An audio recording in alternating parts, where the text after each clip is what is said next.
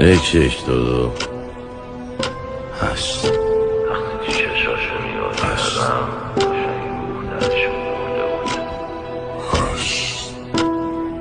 میدونید هر آدمی یه روح قهرمانی درون خودش داره و یه سریا با ناملایمات و سختیایی که میکشن این روح درونشون قوی تر میشه.